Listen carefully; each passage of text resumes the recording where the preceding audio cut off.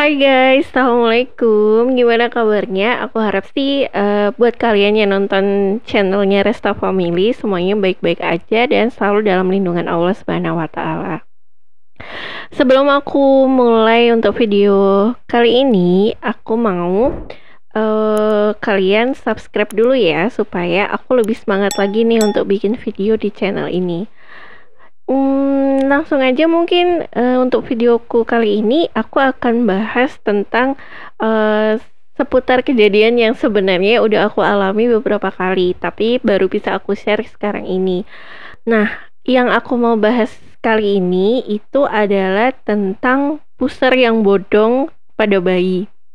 Jadi aku nih kejadian banget sama Sena, kemudian Mahesa sih. Kalau Maher enggak. Jadi anakku itu yang pusernya bodong setelah dia puput puser waktu bayi itu Sena sama Mahesa. Waktu kejadian Sena, aku tuh belum tahu apa-apa tentang puser bodong, ya masih percayalah omongan-omongan orang-orang, omongan-omongan tetangga, terus katanya wah ini nanti ke bawah sampai gede gitu kan. Ya namanya seorang ibu pasti khawatir.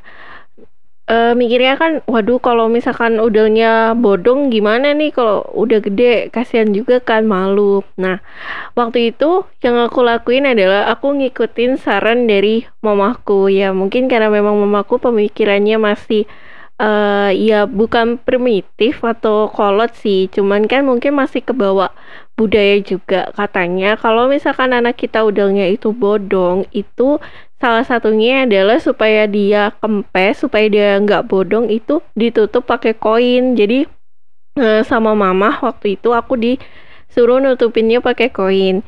Jadi koin 1.000 kalau nggak salah waktu itu. Aku sampai dimarahin sama dokternya, aku inget banget.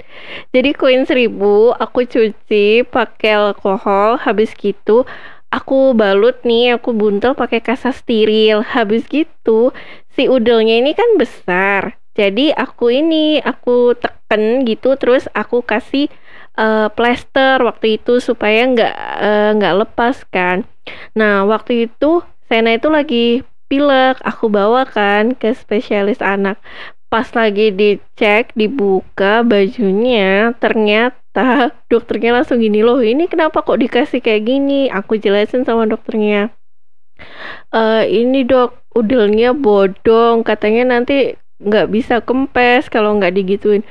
Waktu itu aku langsung dimarahi sama dokternya, kata siapa nanti kilo itu bisa balik sendiri, gitu dokternya. Jadi langsung dilepas. Nah akhirnya kan si Sena itu nggak dikasih koin lagi waktu itu, jadi dia nggak dikasih koin. Aku lihat, aku tunggu bener nggak sih yang diomongin dokternya. Ternyata bener moms. Jadi nggak diapa-apain pun yang namanya pusar bodong itu dia akan masuk dengan sendirinya. Biasanya itu kejadiannya ketika si bayi ini udah mulai tengkurap, kurang lebih ya umur 3-4 bulanan lah. Si Mahesa waktu itu umur 4 bulan itu pusernya udah kempes, udah nggak bodong lagi. Mahesa tuh lebih besar bodongnya daripada Sena. Kalau Sena dulu kurang lebih usia 5 bulan, kalau aku nggak salah ingat tuh 5 bulan itu udah masuk pusar bodongnya itu. Jadi buat para moms di luar sana yang baru melahirkan terus babynya habis puput puser atau lepas tali pusernya, terus kemudian udelnya jadi gede, nggak usah khawatir, nggak usah bingung, nggak usah dikasih koin, karena itu sebenarnya nggak bahaya juga, dan itu bisa balik lagi ketika si anak ini udah mulai gede seiring dia semakin besar. Yang namanya si udel itu tadi nanti dia akan masuk dengan sendirinya, apalagi kalau pas dia udah mulai tengkurap. Nah itu lama-lama kan masuk. Penyebabnya apa sih kok bisa sampai muncul pusar bodong itu tadi? Jadi pusar bodong itu kalau bahasa medisnya itu umbilical hernia. Jadi maksudnya itu ya udelnya itu membesar setelah dia puput pusernya. Nah umbilical hernia ini terjadinya itu karena otot perut tidak melekat dengan sempurna. Jadi dari sumber yang aku baca di sini bahwasanya umbilical hernia itu karena otot perutnya itu nggak melekat dengan sempurna. Jadi ada bagian usus atau jaringan lain tuh yang muncul ke permukaan. Jadi bisa menimbulkan pembengkakan di kulit dan pusernya itu kelihatannya lebih menonjol.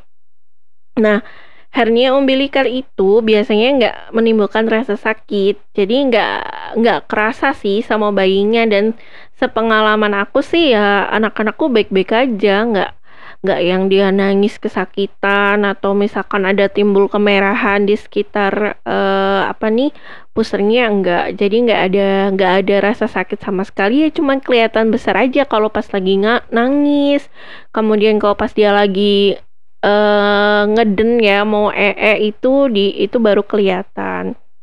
Nah, biasanya pusar bodong itu hilangnya itu ketika si anak ini semakin besar. Ada yang sampai usia 1 sampai 2 tahun. Nah, yang akan jadi bahaya atau perlu tindakan medis itu ketika kalau sudah umur 4 tahun ternyata si pusar bodongnya ini tadi nggak mengecil. Nah, itu baru perlu tindakan medis. Tapi kalau misalkan masih bayi 3 bulan, 4 bulan, 5 bulan, 6 bulan, nggak usah khawatir karena itu pasti bisa kembali lagi. Kan memang bukan sesuatu hal yang berbahaya juga sih sebenarnya pusar bodong itu, ya cuman ada kelainan dikit itu tadi.